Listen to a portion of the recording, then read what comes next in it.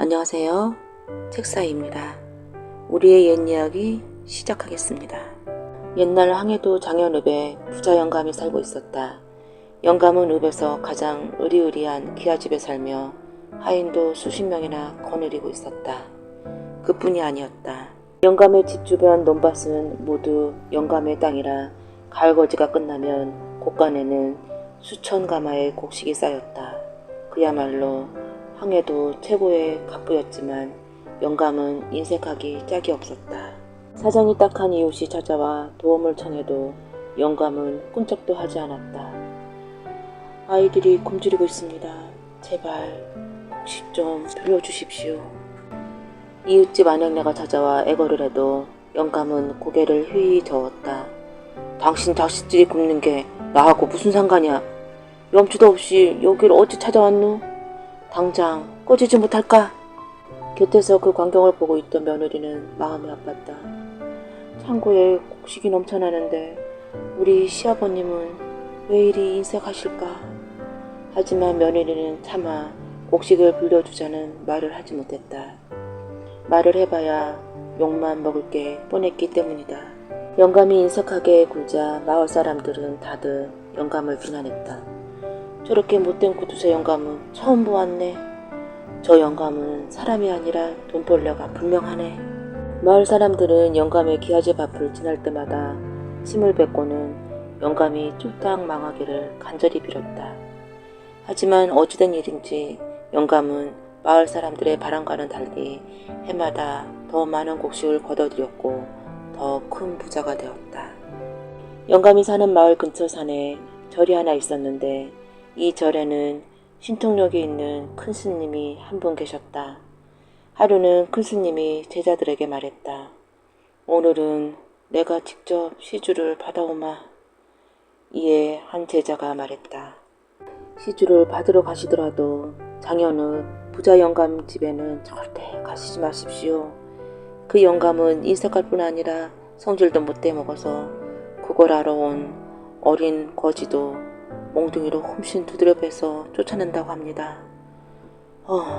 그렇게 못된 영감이 있느냐. 말도 마십시오. 얼마 전에 시주를 받으러 갔던 어떤 스님도 박대당하여 혼쭐 났다고 합니다. 큰 스님은 제자 말에 가만히 고개를 끄덕이고는 바랑을 메고 곧장 장현읍으로 향했다.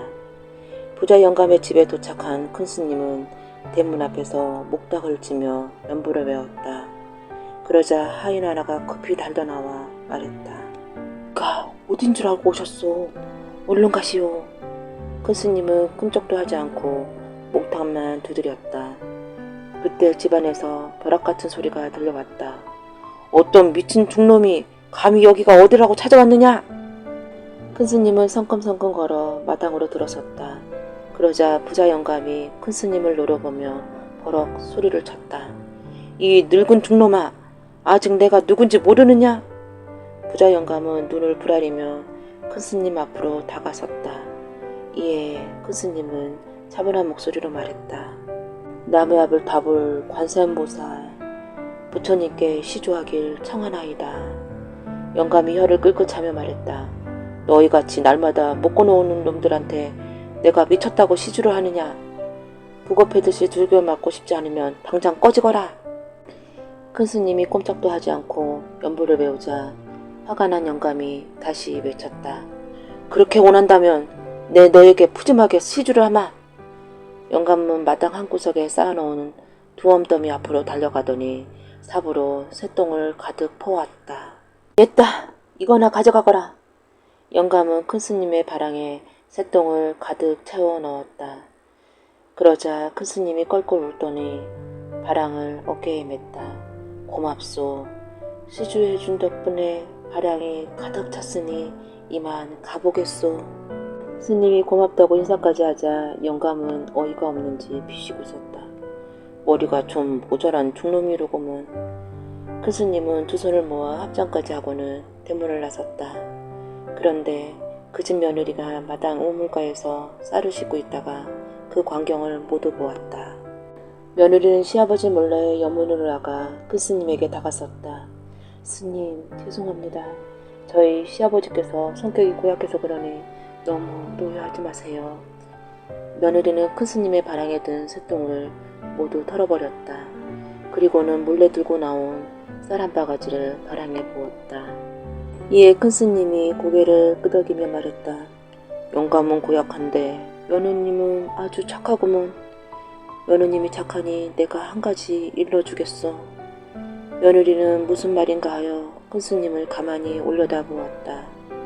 큰 스님이 이내 어두운 표정을 지으며 말했다.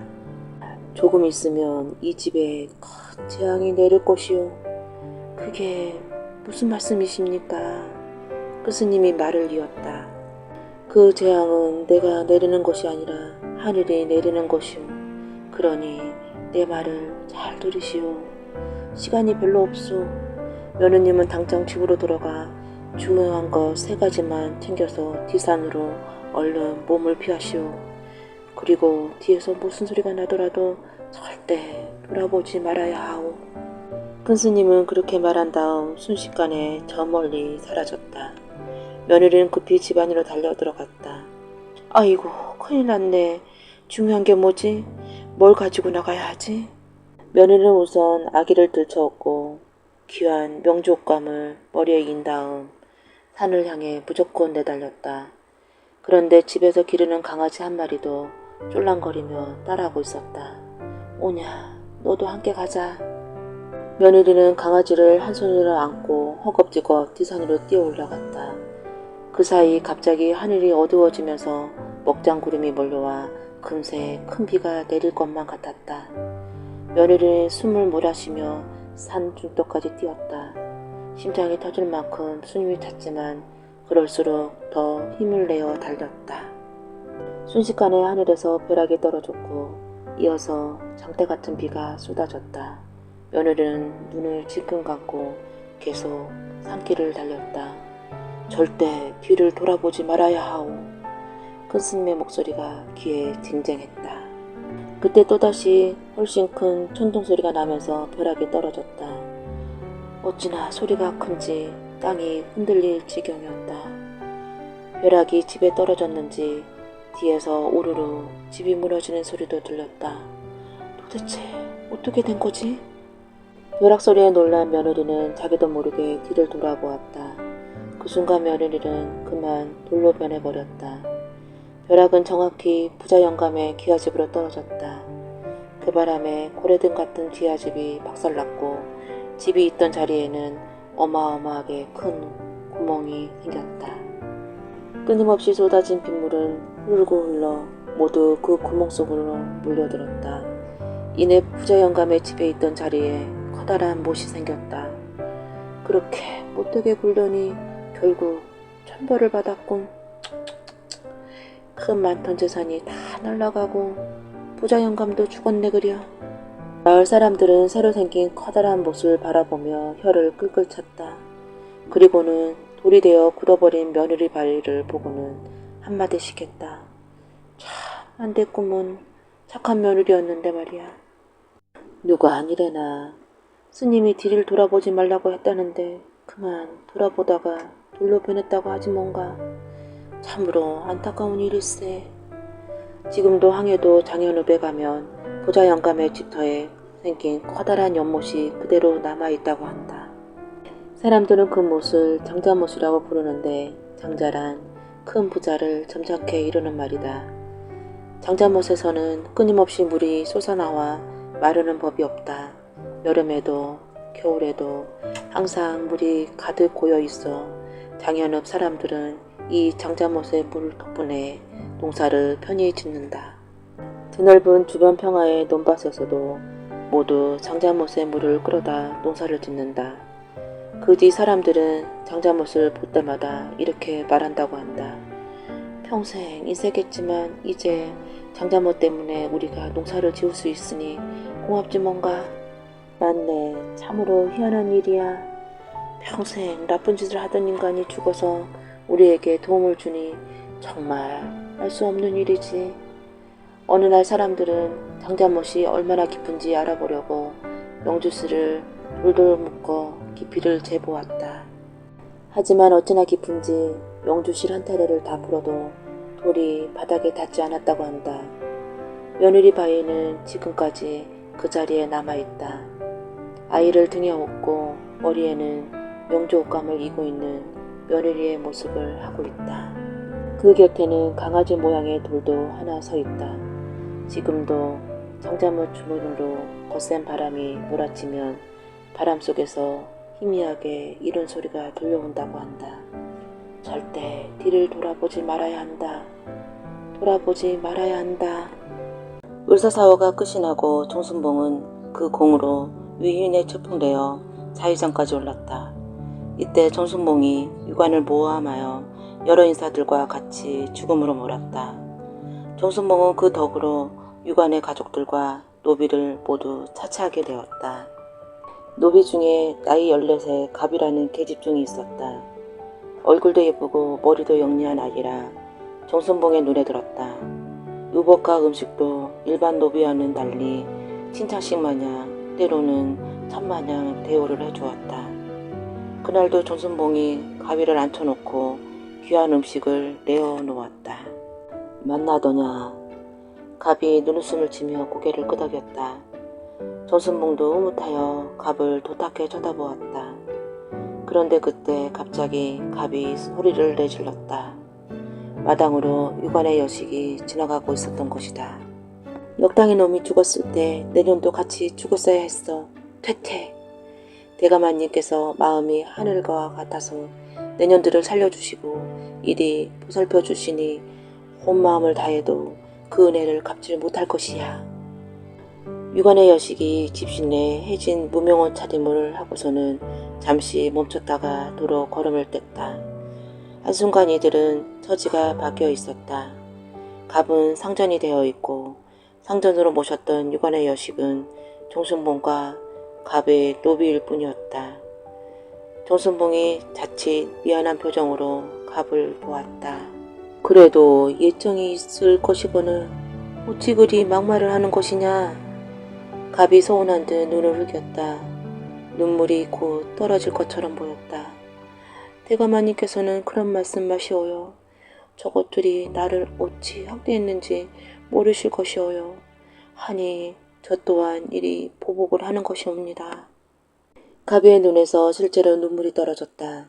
정순봉이 아이를 어르듯 달랬다. 알았다. 알았어. 어찌 우는 것이냐. 울지 말거라. 어여 뚝 하여라. 내 그 서러움을 어찌 모를까. 정순봉은 갑으로 인해 흡족했다. 아니 솔직히 얹힌 듯 묵은 채증이 갑으로 인해 조금은 뚫리는 것 같았다. 나쁜 것들이라고 실로 못된 것들이라고 호통을 쳐주니 그것으로 위안을 삼고 있는 정순봉이었다. 갑은 정순봉의 사랑을 믿고 도둑질까지 해댔다. 그러나 정순봉은 갑을 꾸짖는 것으로 항상 무마시켰다. 갑은 점점 더 과감해졌다. 갑은 정순봉의 젊은 사내종과 은밀한 사이였다. 갑은 늦은 밤 정순봉 몰래 정을 나눈 사내종에게 말하였다. 대감마님께서 너와 나의 사이를 알고 꾸짖는다면, 아니 의심하여 나를 닥달하신다면. 사내종의 눈이 휘둥그레진 채 바삐 되물었다. 의심한다면, 알게 됐다면 그것이 지금 무슨 말이야. 대감마님께서 눈치를 채셨단 말이야. 아이고 난 죽었네. 난 죽었어. 갑이 고개를 내저었다. 아니 아직은 눈치를 채신 것 같진 않아. 만약 말이야. 만약에 나를 의심하여 매질을 한다면 내가 무서워 너를 끌어들일지도 몰라. 허면 내 어떻게 할까. 갑이 눈을 반짝이며 사내종의 귀에 입술을 갖다 대었다. 내가 방수를 할 테니 너는 꼭 역줄로 죽은 시체의 사지를 가져와. 할 수 있겠어? 이것만이 너와 내가 살 방법이야. 사내종의 인상이 구겨졌다. 천연두로 죽은 시체의 사지를? 갑이 고개를 끄덕였다. 그럼에도 역질로 인해 두려워하는 사내에게 갑이 세게를 박았다. 들어온 게냐? 그 정도 각오도 없이 나를 품었던 것이야. 하면 나는 내 살 길을 찾을 수밖에. 아니야, 아니야. 누가 하지 않겠다고 했어? 알았어. 약조할게. 사내가 비장하게 고개를 끄덕이며 갑을 암신시켰다. 며칠이 지난 야밤에 사내종이 갑을 불렀다. 사내의 손에는 천으로 돌돌 말린 것이 들려 있었다. 사내가 천을 내밀며 말했다. 조심해. 역질이 옮으면 너도 죽는 것이야. 괜찮아. 나는 이 집으로 올 때부터 이미 죽은 목숨이었어. 사내종이 의아해하며 갑을 보았다. 갑이 싱긋 웃고는 종종걸음으로 사라졌다. 갑이 전순봉의 침소에 몰래 들어가 베개를 뜯었다. 사내가 준 천을 풀어보니 역질로 죽은 시체의 팔뚝이 모습이 드러났다. 갑이 전순봉의 베개에 그것을 놓고는 도로 방을 나섰다. 그날부터 전순봉이 신음수를 앓기 시작하더니 급속도로 위급해졌다. 열이 끓고 온몸에 반점이 돋기 시작했다. 누가 보아도 역질이었다. 역질은 곧 죽음을 의미했다. 집안 사람들조차도 전순봉 곁으로 가기를 피했다. 그렇게 전순봉은 역질에 걸려 죽고 말았다. 장사를 치르기 위해 전순봉의 침소를 정리하다 벽에서 역질에 걸린 팔이 나왔다. 전순봉의 부인이 갑을 의심하며 잡아들였다. 내 눈이 잃었다. 대가마니 운에도 모르고 겜을 그렇게 봤더니 무엇이 두려워 이런 짓거리를 한 것이더냐. 갑이 부인을 보며 웃었다. 너희가 우리 주인님을 죽였으니 곧 나의 원수다. 처음부터 죽으려 하였으나 사정이 여의치 않아 오늘에서야 죽으니 이제 내일은 끝이 났다. 자, 어서 나를 죽여라. 갑은 그 자리에서 목이 베어 죽었다. 옛날 어느 마을에 흐르는 내를 사이에 두고 아래 위로 나눠진 두 마을이 있었다. 두 마을은 윗마을 아랫마을로 나눠져 있었지만 같은 내에서 빨래를 하며 지내는 터라 마치 한 마을 사람처럼 친숙하게 지냈다. 재미있는 것은 그 빨래터가 여름밤에는 목욕탕으로 변하는데 두 마을이 의논하여 남자가 목욕하는 날과 여자가 목욕하는 날로 따로 정해두고 있었다. 여자가 목욕하는 날 밤에는 남자 비슷하게 생긴 사람이면 무조건 내 근처도 얼씬도 못하게 했다. 못 모르고 근처를 서성거렸다가는 규칙에 따라 명선마리를 시켜 마을에서 쫓겨나게 되어 있었다. 운명의 이치가 이렇게 조화로울 줄 누가 알았을까? 윗마을에는 장가못간 노총각이 살고 있었고 아랫마을에는 딸 딸린 젊은 가부가 살고 있었다. 노총각은 밥을 굶을 정도는 아니었으나 덩치가 크고 우락부락하게 생겨 장가를 못 가고 있었다. 아랫마을 청산가부는 천성이 고와 딸 하나를 데리고 시부모를 봉양하며 살고 있었다. 그날 나무를 하러 가다가 우연히 냇가에서 빨래를 하고 있는 청산가부를 본 노총각은 갑자기 가슴에서 나는 말발굽 소리를 들어야 했다. 그때부터 노총각은 자나깨나 앉으나 서나 청산가부 얼굴만 떠오르는 산사병에 걸리고 말았다. 노총각은 어떻게든 과부를 아내로 삼고 싶은데 묘안이 떠오르지 않았다. 당시만 해도 총각과 가부가 결혼한다는 것은 있을 수가 없는 일이었다. 그러다가 문득 어릴 때 이웃집 할머니에게 들은 선녀와 나무꾼 이야기가 생각났다. 옳지. 총각은 기발한 생각에 무릎을 치고 때를 기다렸다. 그러다가 여자들이 목욕하는 날이 왔다. 노총각은 미리 나가 버드나무 뒤에 숨어서 여자들이 오기를 기다렸다. 옷을 벗은 한 무리의 여자들이 수다를 떨며 물속으로 들어갔다. 노총각은 눈여겨받은 과부의 옷을 슬그머니 가져갔다. 목욕을 마친 여자들이 하나둘씩 옷을 찾아 입고 집으로 돌아갔다. 다른 여자들이 다 돌아가고 과부는 잃어버린 옷을 찾아 주변을 두리번거리고 있었다. 워낙 마을 규칙이 엄격하게 지키고 있는 터라 누가 감췄을 거라고 생각도 못했다. 그런데 그때 어둠 속에서 노총각이 슬그머니 가부 앞으로 나타났다. 거기 누구요? 수업을 한 가부가 놀라 주저앉고 말았다. 쉿! 놀라지 마시오. 나 윗마을에 사는 노총각이요. 노총각이 누가 들을까봐 손가락을 입에 대며 목소리를 낮추었다. 왜 이러시는 거예요? 제 옷을 돌려주세요. 오래전부터 당신을 흠모해왔소. 내 마음을 받아주면 안 되겠소? 노총각은 민망해하는 과부에게서 시선을 떼며 비스듬히 돌아섰다. 무슨 말씀을 하시는 거예요? 얼른 제 옷을 이리 주세요. 내 마음을 받아주기 전까지는 절대로 줄 수가 없소이다. 만약 거절한다면 사람들을 불러 이 모습을 보이고 내 진정 호소하겠소. 알았으니까 일단 옷부터 주세요. 가부는 진짜 나쁜 마음이 있었다면 자기를 가만두지 않을 거라는 생각이 들어 노총각의 말을 진실로 받아들이게 되었다. 옷을 입은 과부는 노총각에게 자신은 이미 아이도 있고 더군다나 시부모를 모시고 사는 처지라 어떻게 해볼 도리가 없다고 설득을 했다. 하지만 노총각은 막무가내였다. 노총각이 어찌나 적극적으로 나서는지 과부로선 더 이상 피할 길이 없었다. 할 수 없이 과부는 노총각을 만나주기로 약조를 했다.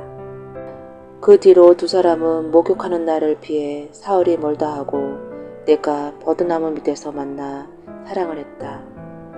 그러고 보니 정분이나 이제는 하루를 건너뛰기가 아쉬울 지경에 이르렀다. 두 사람은 가까워질수록 가부는 불안감이 더 커져갔다.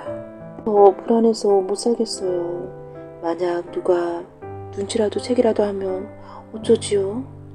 가부는 노총각을 만날 때마다 두려운 마음을 내보였다. 두 사람의 일을 마을 사람들이 알게 되면 멍석마리를 피할 수 없다는 걸 알기 때문이었다. 우리 멀리 도망가서 삽시다. 내 당신하고 아기를 호강까지는 못 시켜도 끼니 걱정을 안 하게 할 자신이 있소이다. 그때마다 노총각은 과부를 꼭 껴안으며 안심시켜 주었다. 과부도 이미 노총각 없이는 못 살 만큼 정이 들어버려서 함께 도망치자는데 마다할 이유가 없었다. 그렇게 미리 준비를 한 다음 두 사람은 야반도주 날짜를 정하고 버드나무 밑에서 만나기로 했다. 두 사람이 버드나무 밑에서 만나 떠나려고 하는데 하필 그때 잠이 깬 아이가 울음을 터뜨리고 말았다. 그렇게 두 사람의 야반도주가 마을 사람들에게 들키고 말았다. 다급해진 두 사람은 짐을 내팽개치고 겨우 아이만 건사한 채 무사히 마을을 빠져나갔다. 다음날 양쪽 마을이 시끌벅적해졌다. 그럴 수가 있느냐는 사람도 있고 잘된 일이라는 사람도 있고 그 일로 마을 사람들 입에 심심할 틈이 없었다. 그날 이후 노총각과 가부가 만나 사랑을 나누던 버드나무를 바람나무라 불렀고 가부들은 그 근처에 얼씬도 못하게 했다.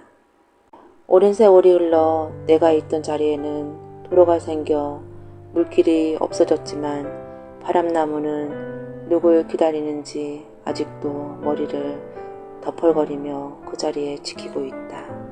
옛부터 우리 조상들은 후손이 없어 대가 끊기는 것을 제일 나쁜 불효라고 생각했다. 그런데 이 마을에도 부잣집의 3대 독자가 장가를 들었는데 몇 년이 지나도록 후사가 없었다. 대가 끊길까봐 마음이 조급해진 부잣집에서는 시바지를 들여서라도 후사를 보고자 했다. 마침 마을에 가난하여 시집도 못 가고 어려운 집안 살림을 꾸려가는 아가씨가 있었다. 아가씨의 아버지는 다리를 다쳐 거동을 못하고 어머니는 눈이 먼 장님이었다. 그러다 보니 집안 형편이 송곳 하나 꽂아볼 땅떼기조차 없을 정도로 구차하여 아가씨가 마을의 굳은 일을 도맡아 하며 부모님을 봉양하고 있었다. 부잣집에서는 그 아가씨의 형편을 알고 매파를 보내 시바지로 들어오라고 종용했다. 아가씨는 몸도 건강하고 행실도 조신하여 시바지로서는 그만이었다. 부잣집에서는 아가씨에게 시바지로 들어오면 먹고 사는 문제는 걱정하지 않게 해주고 만약 아들을 낳아주면 평생 먹고 살 논밭대기를 주겠노라고 매파를 스스로 보내 설득하려 했다. 그래도 손해의 몸으로 남의 씨바지로 들어간다는 건 말도 안 되는 일이었다. 그러나 너무 어려운 살림에 부잣집에서 제시하는 조건에 자꾸 마음이 씌었다. 자기 하나 희생하면 부모님이 편하게 살 수 있다는 생각이 아가씨의 발목을 잡았다. 며칠을 고민하던 아가씨는 부모를 위해 희생하기로 과감한 결정을 내리고 부잣집에 씨바지로 들어갔다. 몸이 건강한 탓인지 얼마 지나지 않아 그녀에게 태기가 일었다. 호자다마라 했던가요. 그 좋은 일과 함께 심각한 문제가 생겼다. 합방하는 동안 아가씨가 자기도 모르게 부잣집 아들을 사랑하게 된 것이었다. 부잣집 아들 또한 씨바지 아가씨의 매력에 매혹되어 마음을 빼앗기긴 마찬가지였다. 서로의 사랑을 애틋했지만 아이를 순산할 때까지는 아들이 씨바지 방에 들어가는 것은 엄격히 금하고 있었다. 하지만 마음이 늘 그곳에 머물고 있는 터라 아들은 주체하지 못하고 몰래 씨바지 아가씨 방을 드나들었다. 아가씨는 드디어 산딸이 되어 유행으로 아들을 낳았다. 하지만 아들을 낳은 씨바지 아가씨는 아기 얼굴 한 번 못 본 채 집으로 쫓겨났다. 그것이 씨바지의 운명인 것이었다. 비록 씨바지였지만 제 속으로 낳은 아기 얼굴을 한 번 볼 수 없다는 게 얼마나 슬픈 일인지 집으로 쫓겨온 아가씨는 매일매일 눈물로 밤을 지새웠다. 부잣집 아들은 아들대로 아기 얼굴을 볼 때마다 씨바지 아가씨 얼굴이 떠올라 미칠 지경이었다. 견디다 못한 부잣집 아들이 씨바지 아가씨에게 몰래 사람을 보냈다. 두 사람은 보름달이 두둥실 떠오르는 날 마을 뒤 언덕에 있는 느티나무 앞에서 만나 재회의 기쁨을 만끽하며 사랑을 나누었다. 그날을 계기로 두 사람은 서로 왕래를 하며 꿈같은 시간을 보냈다. 젊은 남녀가 그것도 애틋한 사랑으로 나누는 미래가 무탈했다면 오히려 이상한 일이었다.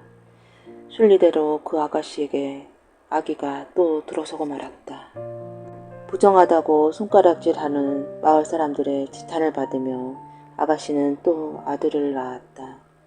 하지만 뒤늦게 소문을 듣고 그 사실을 알게 된 부잣집에서 또 아기를 데려가 버렸다. 아가씨는 충격과 슬픔에 빠져 한동안 꼼짝도 할 수 없었다. 늘 눈앞에 아기가 아른거려 아무 일도 할 수가 없었다. 아가씨는 아기가 잘 자라고 있는지 가서 담 너머로라도 보고 싶었지만 집 근처에 얼씬하기만 하면 전답을 다시 빼앗아 가버리겠다는 엄포에 찾아갈 엄두도 못 내고 있었다. 하지만 세월이 약이라고 시간이 흘러 잠잠해질 무렵 부잣집 아들이 아가씨에게 또 사람을 보내 만나자고 했다. 아가씨는 아이들 소식이 궁금해서 득달같이 달려나갔다. 다행히 아이들은 건강하게 잘 자라고 있다고 했다. 그날부터 두 사람은 몰래 만나 다시 사랑을 나누기 시작했다. 그러던 중 또 사단이 일어나고 말았다. 아가씨가 또 아기를 가진 것이었다. 이번에도 아들을 낳았지만 예외 없이 부잣집에 빼앗기고 말았다.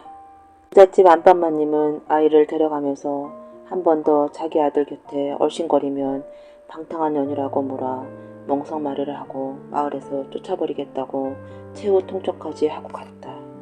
눈만 뜨면 아이들 얼굴이 아른거리고 그때마다 부잣집 아들이 아삼삼하여 정신이 반쯤 나가버린 아가씨는 결국 시름시름 앓기 시작했다.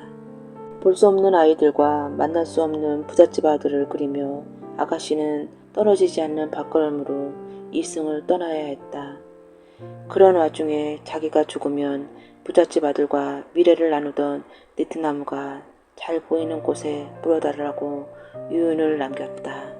아가씨의 이를 줄 수 없는 사랑 이야기를 훤히 알고 있는 마을 사람들은 그녀를 불쌍하게 여겨 유언대로 느티나무가 잘 보이는 곳에 묻어주었다. 또한 부잣집 아들도 새 아들과 함께 정성껏 음식을 준비해서 제사를 지내주었다. 그 후 그 느티나무에 고추를 매단 새끼줄을 두르고 치성을 드리면 아들 셋을 낳게 해준다는 소문이 산불처럼 번져나갔다. 아직까지도 그 이야기가 남아 손이 귀한 집에서는 이 느티나무를 찾아와 새끼줄에 고치를 달아 나무에 두르고 정성스레 음식을 준비하여 치성을 드리고 가기도 했다. 옛날 충남 보령 땅에 효성이 지극한 부부가 살았다. 부부는 운순이 힘든 늙은 어머니를 모시고 있었는데 어머니가 노망까지 들어 아들 내외를 힘들게 했다. 하지만 아들과 며느리는 어머니가 무슨 일을 시키든 군소리 없이 따랐다. 어느 날 어머니가 아들에게 말했다. 애비야, 너 지붕 위에 올라가 제주 한번 넘어봐라. 그까짓 것 어렵지 않습니다. 아들은 애써 즐거운 표정을 지으며 지붕으로 올라가 제주를 넘었다. 며느리야, 너는 땅속에 들어가 보렴. 조금만 기다리세요. 며느리도 즉시 땅을 파고 들어가 앉아 그 안에서 재롱을 부렸다. 부부는 노망든 어머니가 즐거워하는 것이면 무엇이든 했다. 그렇게 하면 언젠가 병이 나을지도 모른다는 생각이었다. 하지만 어머니의 병세는 좀처럼 나아지지 않았다. 용하다는 의용과 좋다는 약을 다 써보았지만 어머니의 노방은 점점 더했고 건강도 나빠졌다. 하루는 수염을 길게 늘어뜨린 노승이 탁발을 받다. 너무 관세음보살 시주를 바라나이다. 며느리가 합장하며 말했다. 죄송합니다. 시어머니 병고안을 하느라 있던 쌀까지 모두 팔아 시주할 것이 없네요. 집에 우환이 있는 게로군요. 스님은 가만히 집안을 둘러보더니 다시 말했다. 시어머니 병을 낫게 할 수 있는 약이 딱 하나 있소이다. 그게 뭔가요? 며느리가 눈을 동그랗게 뜨고 물었다. 집에 6살 먹은 아들이 있지요. 어찌하십니까? 그 아이는 지금 무량사에 공부하러 갔습니다. 헌데 아이가 있는지는 왜 물으십니까? 외람단 말이나 내 말 잘 들으시오. 그 아이를 솥에 삶아 어머니께 드리시오. 그럼 병이 감쪽같이 나을 것이오. 며느리는 깜짝 놀라 할 말을 잃었다. 어머니 병을 고칠 수 있는 방법은 그것뿐이에다. 노승은 그 말을 남기고 곧 떠났다. 며느리는 하늘이 무너지는 것 같았다. 금쪽 같은 아들을 솥에 삶으라니 세상에 그런 험한 말이 어디 있나 싶었다. 그날 저녁 며느리는 낮에 노승에게 들은 말을 남편에게 전했다. 한동안 멍한 눈으로 깊이 생각에 잠겨있던 남편이 마침내 입을 열었다. 예사 스님이 아닌 듯하니 그 노스님 말대로 해봅시다. 자식은 또 나오면 되지 않소. 어머니 병만 나는다면 무엇이든 해보고 싶소.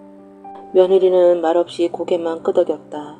가슴이 찢어지는 듯 아팠지만 남편의 말을 거스를 수가 없었다. 이튿날 부부는 무량사로 가 아이를 데려왔다. 아무것도 모르는 아이는 아버지 어머니 손에 이끌려 집까지 갔다. 부부는 아이의 옷을 벗기며 말했다. 오랜만에 집에 왔으니 목욕을 하거라. 목욕물은 어디 있어요? 가마솥에 있단다. 자, 이리 오너라. 아이가 소단으로 들어가자 부부는 얼른 소뚜껑을 닫고는 아궁 위에 불을 활활 지폈다. 이제 다 된 듯하오. 어서 어머니께 한 그릇을 갖다 드리시오. 눈에 그렁그렁 눈물을 매달고 며느리가 가마솥 뚜껑을 열었다. 그런데 이게 어찌된 일인가. 쏟아내는 아들 대신 커다란 산삼이 들어있었다. 아이가 산삼으로 변했어요. 그럴 리가 있겠소. 부부가 놀라 가마솥을 들여다보고 있는데 뒤에서 나디금 목소리가 들렸다. 어머니 아버지 저 왔어요. 부부는 깜짝 놀라 그 자리에 주저앉았다. 올려다보니 솥에 넣은 아들이 생글거리며 서 있었다. 도대체 어떻게 된 일이냐? 뭐가요? 저는 공부를 마치고 지금 절에서 돌아오는 길인걸요? 부부는 그제야 정신을 차리고 벌떡 일어나 아들을 부둥켜 안았다. 며칠 뒤 병든 어머니는 산산달인 약을 먹고 씻은 듯 나았다. 부부의 효성에 하늘이 응답한 것이었다. 그 뒤 주변 겨울에 부부를 친송하는 소문이 널리 퍼졌다. 부부의 지극한 효성에 하늘이 감동하여 산삼을 내렸다는구먼. 그렇다네. 참으로 신통한 일이지 뭔가. 사람들은 마을 입구에 효자문을 세워 부부의 효성을 기렸다. 지금도 보령군 마산면에 그때의 효자문이 남아있다고 한다. 옛날에 동네 으슥한 곳에 심심치 않게 도깨비가 나타났다. 사람을 해치는 일은 없었지만 갑자기 불쑥 나타나 기절초풍하게 했다. 이 마을에도 동네에서 조금 떨어진 외딴 집에 도깨비들이 살았다. 이 마을에 사는 도깨비들은 아주 짓궂은 장난꾸러기였다. 밤늦게 돌아오는 사람들을 홀려서 온 산을 헤매게 만들기도 하고 당산나무 아래로 다려가 밤새 씨름을 하기도 했다. 또 장에 가서 떡을 팔고 오는 떡장수 아주머니의 강주리에서 떡을 훔쳐가기도 하고 변소에 거꾸로 매달려 똥 누는 아이들을 깜짝 놀라게 하기도 했다. 사람들은 이런 짓궂은 장난을 일삼는 도깨비들을 싫어했지만 미워하지는 않았다. 도깨비에게 홀린 사람들은 밤새도록 씨름을 해야 했다. 그러나 새벽닭이 울면 도깨비들은 바람같이 사라져버리고 그 자리에 몽땅 빗자루 하나만 달랑 남아있었다. 무사히 집으로 돌아온 사람들은 몽땅 빗자루 얘기는 사근이처럼 쏙 빼버리고 도깨비와 씨름한 것을 무용장처럼 늘어놓았다. 이 마을에 사는 도깨비들은 장난꾸러기였지만 착했다. 유난히 사람을 좋아해서 같이 어울려 놀려고 무던히 애를 썼다. 하지만 그 속내를 모르는 사람들은 도깨비를 보기만 해도 홍비백산하여 도망쳐버리기 일쑤였다. 그래도 도깨비들은 자기들이 미워서 피하는 게 아니라는 것을 알기에 마을이 어려운 사람들을 몰래 도와주기도 했다. 끼니를 거르는 사람에게는 곡식을 갖다 놓고 추워서 떨고 있는 집에는 두꺼운 솥잎을 갖다 놓기도 했다. 그런데 이 마을에 여자아이가 아파 누워있는 집이 있었다. 그 아이는 얼굴이 하얗고 예뻤지만 몸이 허약하여 늘 병을 달고 살았다. 그것을 알게 된 도깨비 중 하나가 밤마다 그 병을 낫게 하는 약초를 몰래 방문 앞에 갖다 놓았다.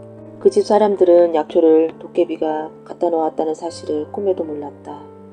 고마운 사람이 누군지 몰라 그저 하늘에 감사하며 약초를 다려 먹였다. 다행히 약초의 효험이 좋아 그 아이는 건강하고 아름다운 아가씨로 성장했다.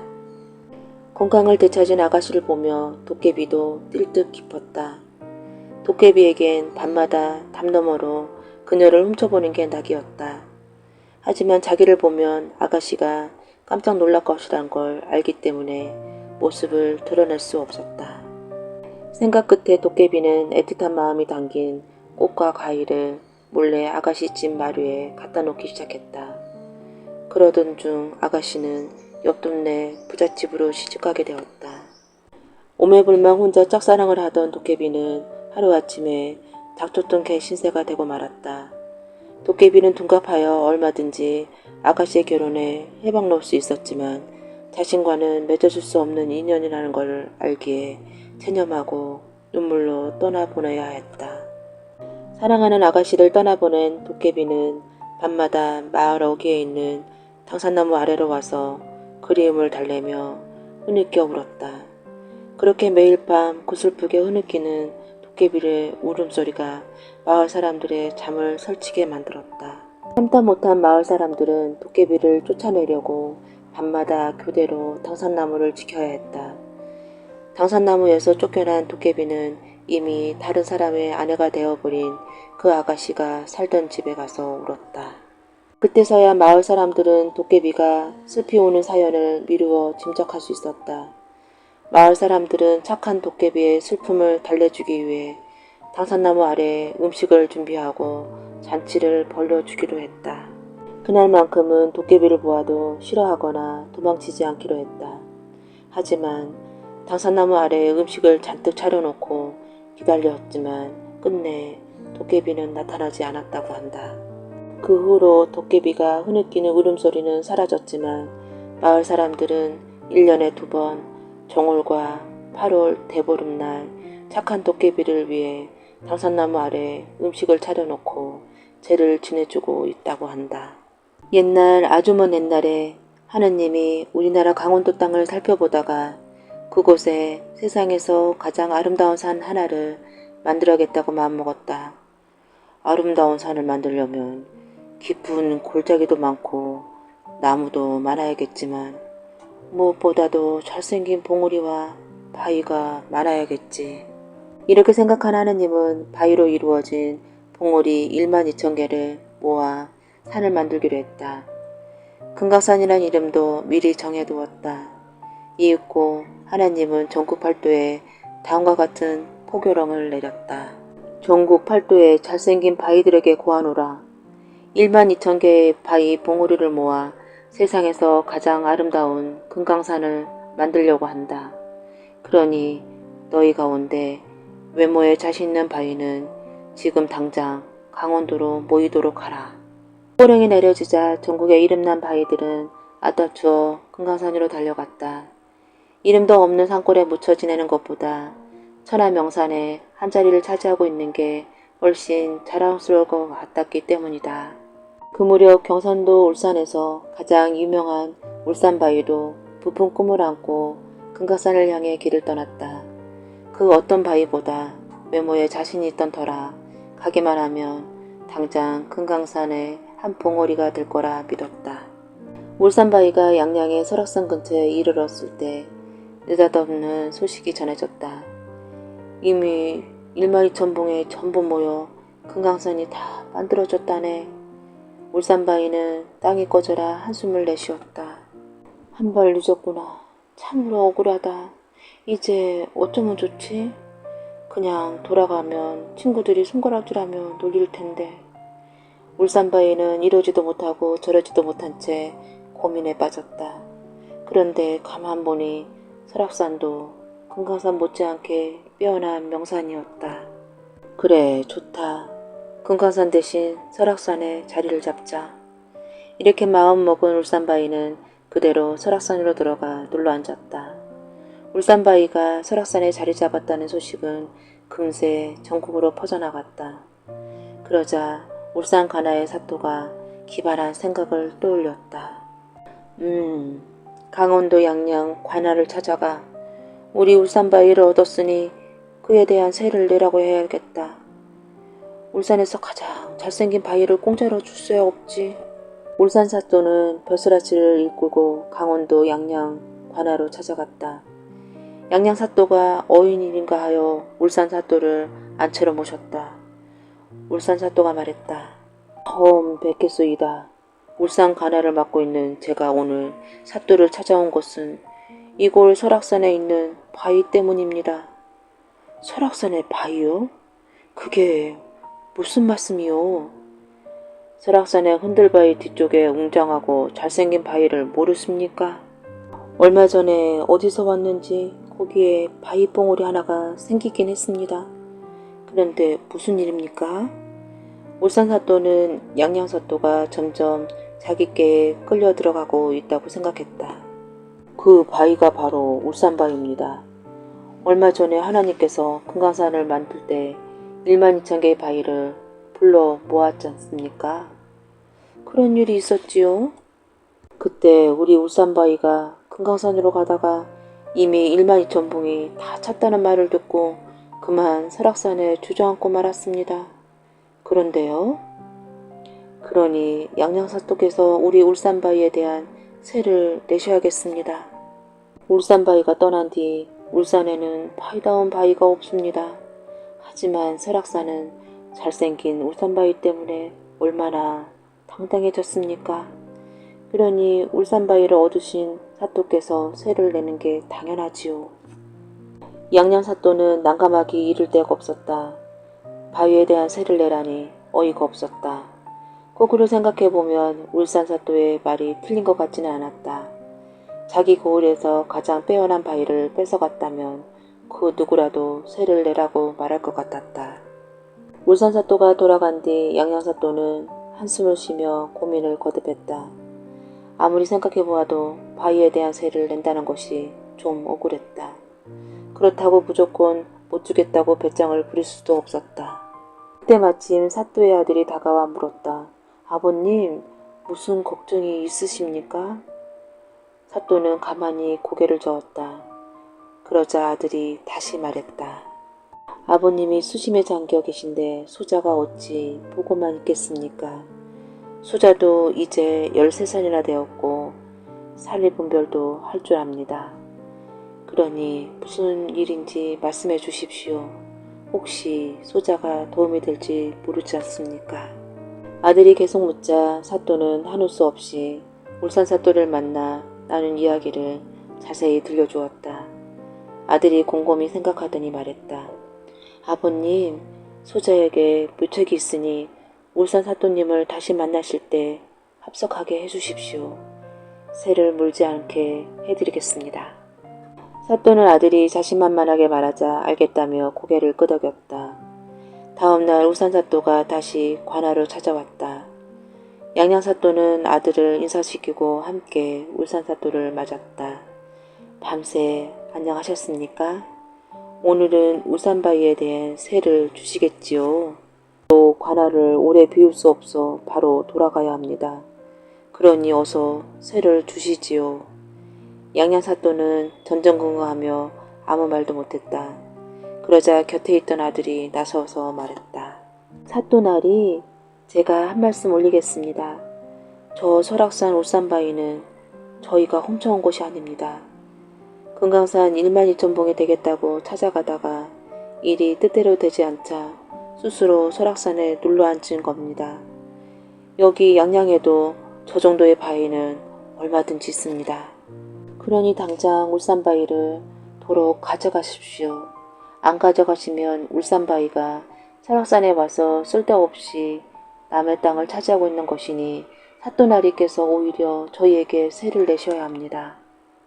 울산 사또는 입을 떡 벌리고 할 말이 없었다. 그 거대한 바위 봉우리를 어떻게 울산으로 가져간단 말인가. 그야말로 옥 때려왔다가 오히려 옥을 붙인 꼴이었다. 울산 사또는 헛기침을 하더니 슬그머니 일어나 도망치듯 관아를 빠져나갔다. 울산바위는 이런 사연을 가지고 지금까지 설악산에 머물게 되었다고 한다. 옛날 강원도 어느 산골 마을에 홀어머니와 아들이 살고 있었다. 욕심이 깊은 아들은 어머니를 정성껏 모셨고 어머니는 그날 아들을 자랑스러워했다. 누가 시집 올지 몰라도 정말 탐나는 신랑감이야. 아들이 장가갈 나이가 되자 동네 아주머니들이 입을 모아 칭찬의 말을 했다. 그럴 때면 어머니는 의기양양한 표정으로 이렇게 말했다. 그렇고 말고 우리 아들에게 시집온 처녀는 복을 타고난 거라니까. 얼마 뒤 어머니는 이웃마을 처녀를 며느리로 마주했다. 새색시도 신랑 못지않게 착하고 예쁘네. 손을 보니 살림솜씨도 야무지겠는걸. 정말 천생연분이야. 동네 사람들은 두 사람의 혼인을 진심으로 축하해 주었다.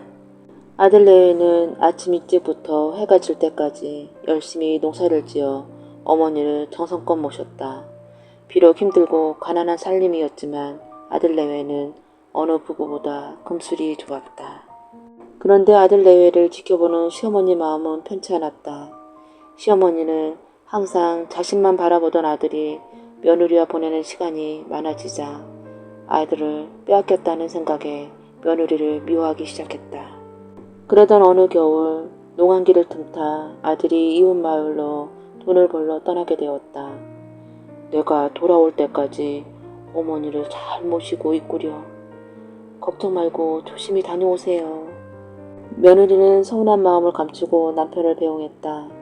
시어머니는 아들이 떠나자마자 기다렸다는 듯 드러내놓고 며느리를 구박하기 시작했다.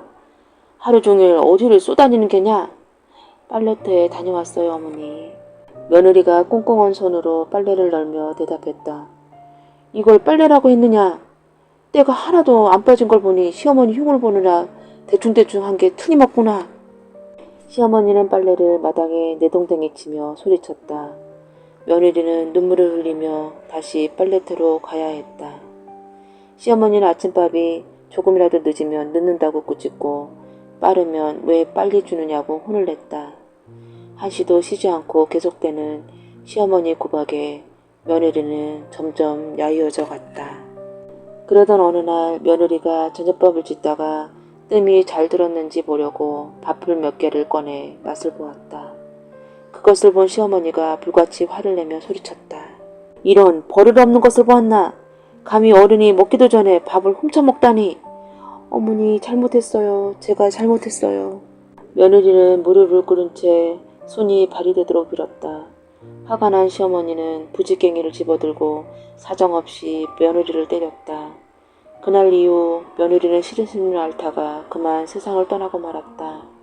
뒤늦게 소식을 들은 남편이 한 걸음에 집으로 달려왔다. 미안하오 부인, 용서하시오. 남편의 두 눈에서 뜨거운 눈물이 흘렀다. 장례를 치르고 난 뒤 남편은 부인을 양지 바른 곳에 묻었다. 이듬해 며느리 무덤가에 이름 모를 꽃들이 피어났다. 그 꽃들은 한결같이 붉은 입술에 하얀 밥풀이 놓여있는 듯한 모양을 하고 있었다. 사람들은 이 꽃을 보고 한이 맺힌 착한 며느리의 넋이 꽃으로 피어난 것이라 하여 며느리 밥풀꽃이라고 불렀다. 아주 오랜 옛날 제주도에 덩치가 어마어마하게 큰 거인 할머니가 살았다. 이름이 설문대여서 사람들은 설문대 할망이라고 불렀다. 설문대 할망의 몸이 얼마나 큰지 한라산을 베고 놓으면 발이 앞바다 관탈섬에 닿을 정도였다. 또 빨래를 할 때에는 한라산을 깔고 앉아 한쪽 발은 마라도에 다른 쪽 발은 관탈섬에 놓고 구자업, 소섬을 빨랫돌을 삼을 정도였다. 제주도에서 가장 높은 한라산도 설문대 할망이 치마폭에 흙을 담아 쌓은 산이었다. 그 당시 제주 사람들은 부족한 양식을 구하기 위해 배를 타고 육지로 자주 나갔다. 그런데 걸핏하면 큰 풍랑이 일어 수많은 사람이 한꺼번에 목숨을 잃기도 했다. 풍랑에 가족을 잃은 사람들은 울부짖며 바다를 원망했다. 바다가 온수려다. 벌써 풍랑에 목숨을 잃은 사람이 수천 명이나 되니 어쩌면 좋으냐. 제주가 묻지랑 이어져 있으면 참 좋으련만. 사람들은 바다를 원망하다 문득 설문대 할망을 떠올렸다. 설문대 할망에게 묻과 이어지는 다리를 놓아달라고 하면 어떨까? 좋은 생각이네. 당장 가서 부탁해보세. 제주 사람들은 곧바로 설문대 할망에게 우르르 몰려갔다. 어쩐 일로 왔누? 설문대 할망이 발밑에 개미처럼 몰려드는 사람들에게 물었다. 설문대 할망은 평상시처럼 말했지만 그 말이 사람들 귀에는 고막이 찢어질 듯 크게 들렸다. 아이고, 좀 작은 목소리로 말씀하세요. 귀정이 떨어지겠습니다. 설문대 할망은 호호 웃더니 좀 작은 목소리로 다시 물었다. 그런데 왜 나를 찾아왔누? 설문대 할망께 부탁이 있어서 왔습니다. 무슨 부탁인고? 다름이 아니라 배를 타고 바다에 나갔다가 풍랑을 만나 죽은 사람이 너무 많아서 걱정입니다. 그래서 묵과 이어지는 다리 하나를 만들어 주십사 하고 찾아왔습니다. 다리만 만들어 주시면 그 은혜 잊지 않겠습니다. 설문대 할망이 고개를 가웃거리며 말했다. 그 정도야 나에게는 큰일이 아니지. 그럼 다리를 만들어주면 당신들은 내게 무엇을 해줄 텐가? 설문대 할망이 흔쾌히 승낙하자 사람들이 기뻐하며 말했다. 다리만 만들어주신다면 무엇이든 해드리겠습니다. 뭐든지 말씀해보세요. 기쁨에 들뜬 사람들이 한 목소리로 대답했다. 설문대 할망에게는 작은 소원 하나가 있었다. 그것은 명주로 만든 속옷을 입어보는 것이었다. 설문대 할망에게는 소박한 자그마한 소원이었지만 보통 사람들에게는 결코 작지 않은 소원이었다. 산보다 거대한 거인의 속옷을 지으려면 엄청난 양의 옷감이 필요했기 때문이다. 설문대 할망이 조심스레 말을 했다. 명주로 지은 속옷을 입어보는 게 내 소원이라네. 어떤가? 내게 명주 속옷을 한 벌 지어줄 수 있겠나? 사람들이 깜짝 놀라 서로를 돌아보며 수군거렸다. 설문대 할망 속옷을 명주로 지으려면 명주가 백동은 있어야 할 것 같은데 어쩌면 좋지? 백동이면 정말 어마어마한 양이로군. 사람들이 수군거리기만 할 뿐 대답을 하지 않자 설문대 할망이 퉁명스럽게 말했다. 왜? 싫은가? 그러면 나도 다리를 놓아줄 수가 없네. 싫다니요. 절대 아닙니다. 다리만 놓아주신다면 명주 속옷을 지어드리겠습니다. 설문대 할망이 다짐을 받아두려는 듯 다시 물었다. 내 명주 속옷은 언제까지 만들어줄 텐가? 사람들은 잠시 이야기를 나누더니 이내 이렇게 말했다. 내년 이맘때쯤 만들어드리겠습니다. 명주 옷감을 마련하려면 시간이 꽤 걸리니까요. 설문대 할망이 방긋 웃으며 말했다. 알겠네. 그럼 나도 내 속옷을 만들어주는 동안 다리를 놓아두도록 하지. 사람들은 그렇게 설문대 할망과 굳은 약속을 하고 마을로 돌아왔지만 걱정이 이만저만이 아니었다. 집집마다 가지고 있는 명주를 모아보았는데 겨우 몇십 필밖에 되지 않았다. 비싸고 귀한 명주인지라 어디 가서 구하기도 쉽지 않았다. 사람들은 명주를 짜기 위해 뽕나무 잎을 따서 집집마다 누에를 치기 시작했다. 그리고는 누에가 고치를 만들자마자 명주스를 뽑아 명주를 짰다. 명주필이 모아지면 아낙네들이 조금씩 이어붙여 설문대 할망의 속옷을 지어나갔다. 하지만 약속한 시일이 다 되도록 할망의 속옷을 짓지 못했다. 거의 다 되었는데 딱 명주 한 동이 모자랐던 것이다.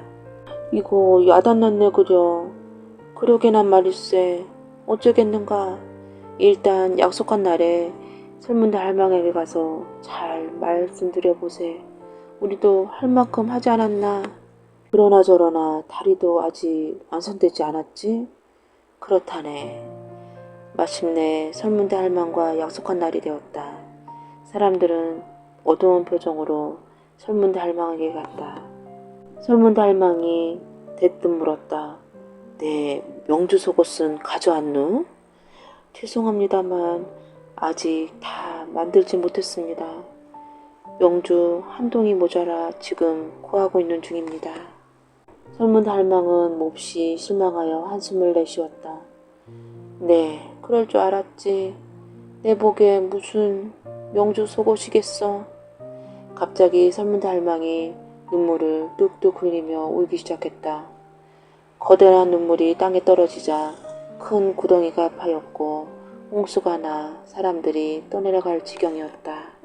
제발 울지 마시고 고정하세요. 사람들이 손이 발이 되도록 빌었으나 설문대 할망은 더욱 슬피 울며 한탄했다. 다 그만두게나. 내 몸이 너무 커서 그런 것이니 어쩌겠노. 다 내 탓이라고. 설문대 할망은 더 이상 살고 싶지 않았다. 죽기로 마음먹은 할망은 성큼성큼 걸어 한라산 백록담으로 쑥 들어갔다. 하지만 백록담은 할망의 정강이에도 미치지 못했다. 설문대 할망은 다시 물장오리 오름에 있는 연못으로 건너가 풍덩 몸을 던졌다. 그 연못은 밑바닥이 없는 연못이라 할망의 머리끝까지 모두 잠겼다. 설문대 할망은 그렇게 소원하던 명주 속옷도 입어보지 못하고 연못에 빠져 죽고 말았다.